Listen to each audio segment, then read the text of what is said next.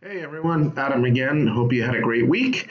I'm going to talk about a couple of different things today. The first thing I want to chat about is mobility, which for me, as somebody with a visual disability, is a constant struggle.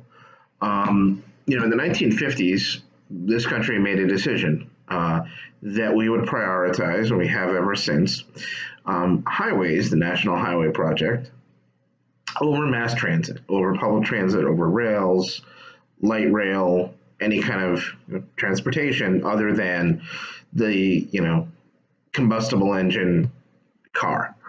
Um, and that decision directly impacts me every single day. And it's not the case in Europe. It's not the case in certainly most parts of Asia. It's not the case in many parts of other South America.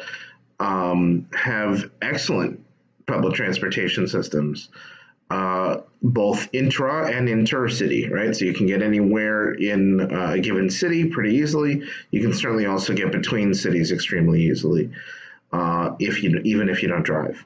And that's not the case here. This hit home for me particularly hard this week for a couple of reasons. So one is that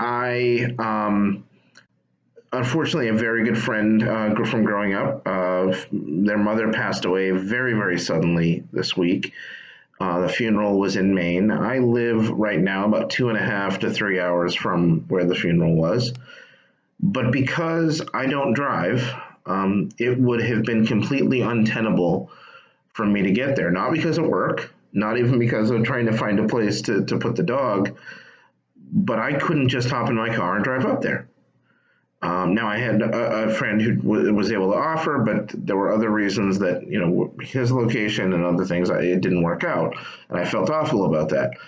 But it drove home the point for me that my mobility will always be an issue. I'm moving to Scottsdale in part because the public transportation in Scottsdale is so much better than where I am in Rhode Island right now, and it still is not very good in Scottsdale, but it's markedly better than where I am right now. My girlfriend lives an hour away by car, 40 miles. Okay. But I cannot get to her in less than 5 hours on any public transportation. That's crazy. That's crazy. And it's why in the first video that I did in this iteration of my YouTube channel, it's why I talked about, somewhat jokingly, being excited for self-driving cars. They will change my life. They will give me that mobility that was stolen from me in the 1950s. Now, I wasn't alive then, but the decision that was made that day impacts me 60 years later every day of my life, and will continue to do so until autonomous cars are a mass-produced thing that people don't have to have a driver's license to operate. It takes me hours to get somewhere that it might take you 10 minutes to get.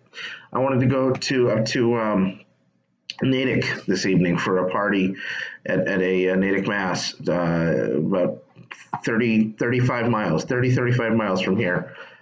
And again, it would have been hours, 3-4 hours for me to get there and from here to there, without taking a very expensive Uber, which is always an option, but they're very expensive. So that's the biggest challenge that comes with visual impairment, I think, and others with visual impairment may disagree. I know I've mentioned Molly Burke before. I know she's talked about mobility and transportation, and certainly that's a major obstacle for her as well. So I guess I would just say that we sometimes don't think in this country about the blessing and the freedom and the opportunity that we have to have a car as a rite of passage. Well, it's not a rite of passage for people who don't have that opportunity. Now, this is not a guilt trip, right? This is not lamenting my situation. It's the reality that because of my visual disability and the choices that have been made on an institutional and governmental level for 60 years, my life is markedly harder because of those choices. and it can be really frustrating. I'm not one to shed too many tears. I've had I've had plenty of those years in my life. Right now is not one of those times. Um, but I was very upset last Monday and Tuesday when I realized I couldn't be there for my friend. And the reason I couldn't be there primarily was because of public transportation or the lack thereof. That said, the second thing I want to talk about today is that in spite of that major, major obstacle, that daily struggle to figure out how I'm going to get from point A to point B, I am grateful. And gratefulness is something that I think, we talk about mindfulness, we talk about self-awareness and all those things, and I think I have those, but gratefulness is something that can be hard to remind yourself to have. I do. And what I also think is important for me, I'm a person of faith. Now, I'm never going to tell anyone in this channel, you have to be, whatever your theology is, whatever your belief system is right for you. I don't choose to believe in a God that says, hey, you were born in the wrong faith, so you're determined to be one way or the other. Treat people right. Treat people as you want to be treated. Be a good person. You're good in my book. But the bottom line for me is that gratefulness, whether it's to a deity or to anyone else, is really, really easy when things are going well, right? I can be grateful for my dog, my apartment, my girlfriend, my job, all those things. And that's still extremely important. But it's more important, I believe, and I've always believed, to be grateful for what you have when you feel like you don't have much to be grateful for. Like I said, it's easy to be grateful in the good times. It's more important to be grateful in the hard times. And grateful is not just a concept of gratefulness towards a deity, gratefulness towards the people in your life who support you, who are always there for you, gratefulness towards the farmers who make your, at the base level, who make your food, gratefulness to the bus driver, even on the frustrating public transportation, who gets me from point A to point B, or the friend who offers to give me a ride. Gratefulness, certainly for the unconditional love of my dog. Gratefulness for whatever fates that be that put Sarah, my girlfriend, in my life.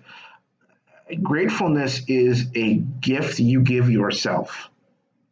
Because if you are grateful, if you're mindful and grateful and appreciative for what you have, even when you feel like you don't have enough or don't have what you want, it fills you up.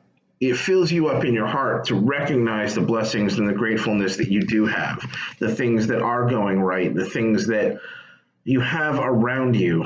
And again, I think there have absolutely been times in my life where I have not lived in that gratefulness, where I have wallowed in self-pity, where I have let myself get into a depressive state over the situation that I was in, and I didn't think about the gratefulness that I have for the things that I do have.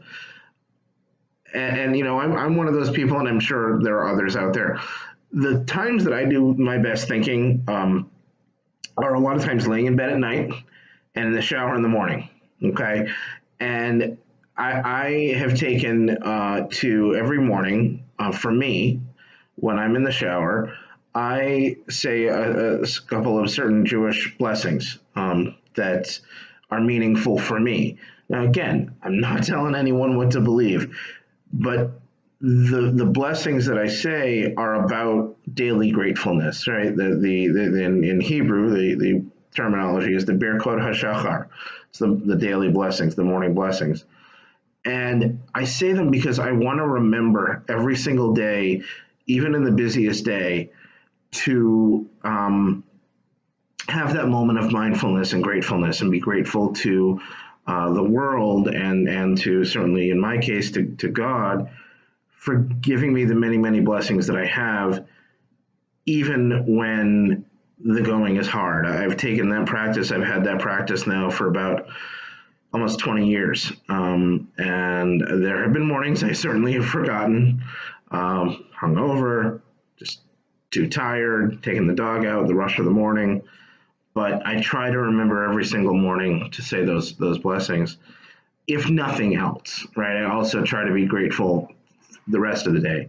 But that brief moment of recognizing the wonderful things that I do have in my life, the wonderful people that I have in my life who love me and who I love, um, and the support system that I've had since day one. I am where I am, and I know this because of the support system that I had. As I talked about, I could have had a family that said, oh, you can just live on the government dole for the rest of your life. You have a disability, that's fine. I didn't have that family. And God, am I grateful I didn't. So, gratefulness, mobility, those are the two topics I wanted to make sure we talked about today. As always, please like, share, comment, ask any questions you have, give me any topics that would be interesting for you to hear about. I am an open book and an open canvas, and I look forward to continuing to share with you. Thank you, YouTube. Have a great week. See you next week.